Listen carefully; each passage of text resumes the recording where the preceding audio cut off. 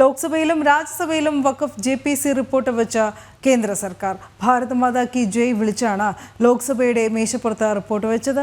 ബഹളം വെച്ച പ്രതിപക്ഷം ഇരുസഭകളിൽ നിന്നും ഇറങ്ങിപ്പോയി.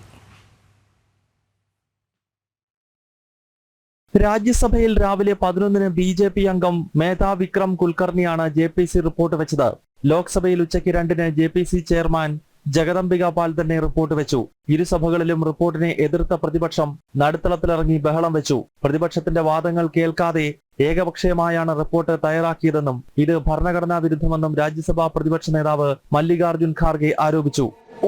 रिपोर्ट में डिसेंट्स व्यूज नहीं है तो उसको वापस भेजिए, निकाल दीजिए और उसके बाद में फिर एक बार, दो बार और एक बार आप पुनर्विचार करके उस सभी डिसेंट व्यूज को डाल के आप पेश कीजिए. फिर आगे क्या होता हम देख लेंगे. പ്രതിപക്ഷത്തിന്റെ വിയോജനക്കുറിപ്പ് റിപ്പോർട്ടിൽ ഉൾപ്പെടുത്തിയിട്ടുണ്ടെന്ന് കേന്ദ്ര പാർലമെന്ററി കാര്യമന്ത്രി കിരൺ റിജിജു വ്യക്തമാക്കി. രാജ്യത്തെ വീണ്ടും വിഭജിക്കാനാണ് പ്രതിപക്ഷത്തിന്റെ നീക്കമെന്ന് കേന്ദ്ര ആരോഗ്യമന്ത്രിയും BJP ദേശീയ അധ്യക്ഷനുമായ JP നഡ്ഡ വിമർശിച്ചു.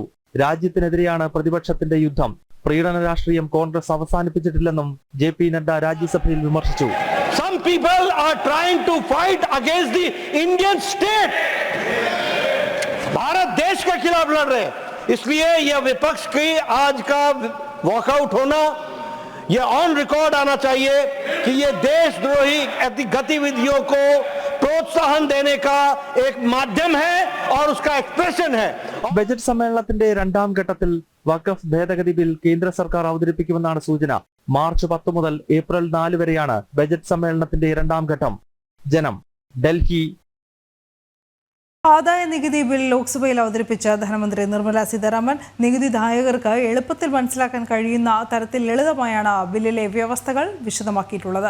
ബിൽ വിശദ പരിശോധനകൾക്ക് സെലക്ട് കമ്മിറ്റിക്ക് വിടാനുള്ള നിർദ്ദേശവും ധനമന്ത്രി സ്പീക്കറുടെ പരിഗണനയ്ക്ക് വെച്ചു. സ്പീക്കർ അംഗീകരിക്കുന്ന മുറയ്ക്ക് സെലക്ട് കമ്മിറ്റി രൂപീകരിക്കും.